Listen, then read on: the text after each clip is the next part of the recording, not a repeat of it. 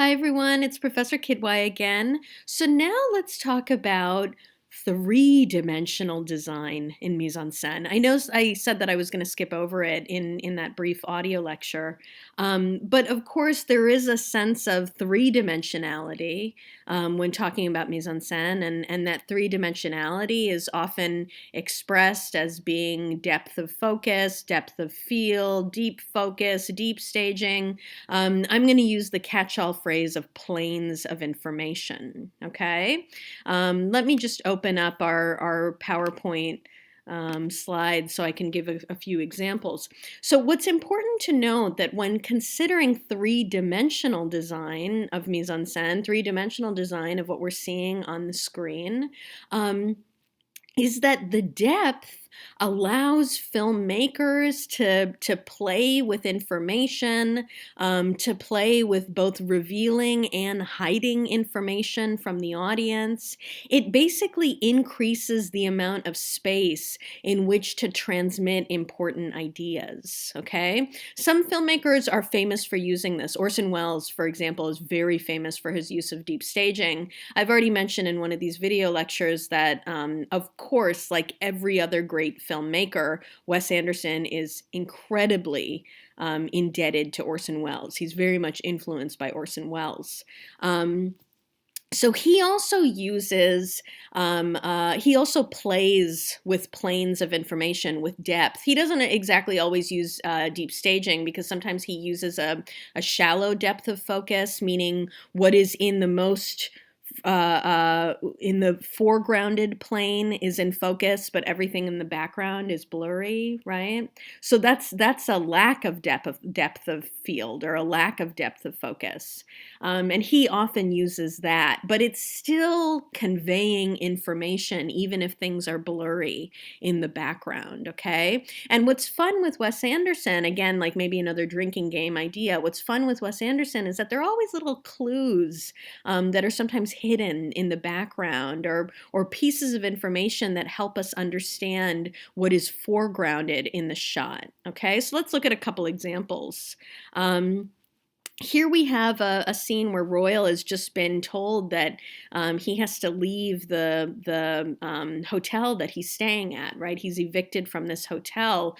Royal, of course, is only thinking about Royal. Royal is, suffering alone in the window. But Wes Anderson is really careful in the framing of the shot to include the woman, the masseur, right, who he owes money to. So he's only thinking about himself, but this woman is going to be sort of doubly screwed or doubly jeopardized if he leaves, because he already owes her money, and now if he leaves, he'll never get a chance to pay back that money, right? So in other words, we have Royal in the foreground only thinking about himself, but the background reveals the carnage that Royal leaves behind. The background is like the field littered with dead bodies, with dead soldiers.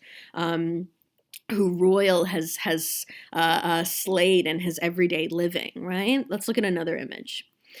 Here we see in the foreground evidence or examples of Margot's success, okay? That Margot is a playwright and that she's been a somewhat successful playwright. Successful, I mean, in productivity, okay? She's prolific. There are 3 plays alone that are advertised here, and we also know that as a child she was doing playwriting and writing plays. So we know that she's prolific, right? That's in the foreground. But what is the secret? The secret behind her prolificness. What's the secret? That's revealed in the background, okay? In the background, we see the typewriter, the holy typewriter where she does all of her work. And guess what? The desk is empty. Guess what? Margot isn't there.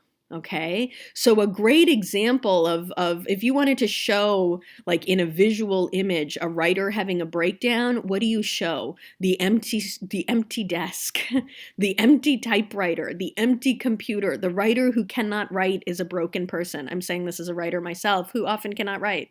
The writer who cannot write is a broken kind of person. And that's this loneliness. And not only is it in the background, it's centered, right? The loneliness loneliness is this hole in the center of her life that she cannot escape.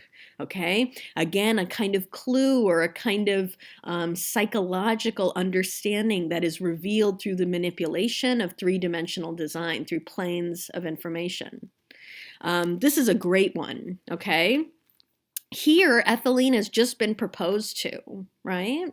In the proposition, in the proposal, I'm sorry, in the proposal, she really doesn't know what to do. You can see her hands here are sort of, opened up in this sort of, in this gesture of confusion, right? If we want to talk about, I don't know, complexity of lines, look at how the fingers are sort of conflicting with each other, right? She really doesn't know what to do once she hears this proposal. But the real significance of the scene is not in the proposal.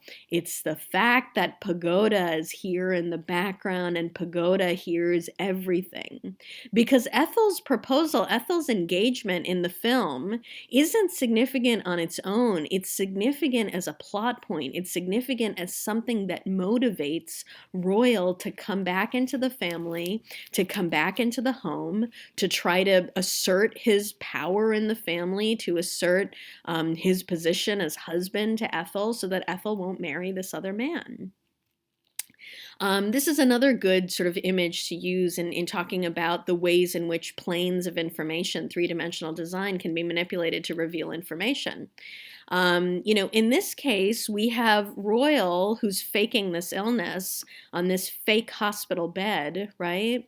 And in the background, you see this image that Ritchie painted when Ritchie was a kid. Now, this is a fun fact for all Wes Anderson films. Did I really just say fun fact?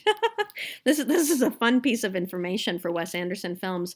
All of the childlike drawings that are sort of all over his movies are actually done by his brother. Okay, so it really is about their past, their family past, the Anderson family's past, and that he's trying to recapture some of that nostalgia for the filmmaker's own childhood, right? And here we have this contrast of the past, that's the background, and the present, that's Royal. And Royal is kind of slipping into a form of denial, Like, look at this kid or whatever this thing is in the background that's like flying away on a magic carpet, Royal is also flying away on a carpet of denial, right? That in this case, the background is revealing to us the kind of psyche, the interior space of his denial, okay? This is the final example. Yeah, this is the final example I'll give of three-dimensional design, and this is a fantastic one. This is one of my favorite moments in the movie. So this is we've already talked about this scene. This is when Ritchie sees Margot again for the first time as adults in the movie. And he comes off of this, I don't know, this boat ride or whatever, and Margot comes off of a bus to greet him and to pick him up. And what's so lovely here is that we get a very clear visual sense of exactly where he is. Like in earlier images, I'm sorry that I didn't include them here, but just moments before this still in the film, we can kind of very clearly see who the people are that are, they're a set of sailors. We can very clearly see the other people that got off the ship with Ritchie. But in this moment, when he sees Margot for the first time, okay? Wes Anderson starts playing a song. It's a wonderful song, right? He starts playing this song. Ritchie's wearing these rose-colored glasses. He's going to see Margot in this idealized way, right? And look at what Wes Anderson does with three-dimensional design. The rest of the world melts away the moment he sees his love, the moment he sees Margot. Everything else fades away. The only thing that matters is Margot, right? Again, the filmmaker manipulating three-dimensional space through what is known as depth of focus, to have a shallow depth of focus, that only Ritchie, who's in the foreground, is focused, and everything else in the background is out of focus because it no longer matters. The only thing that matters is Ritchie and Margot and Ritchie and Ritchie and Margot. That's all that matters, right? Okay, we'll stop here and we'll move on to something else.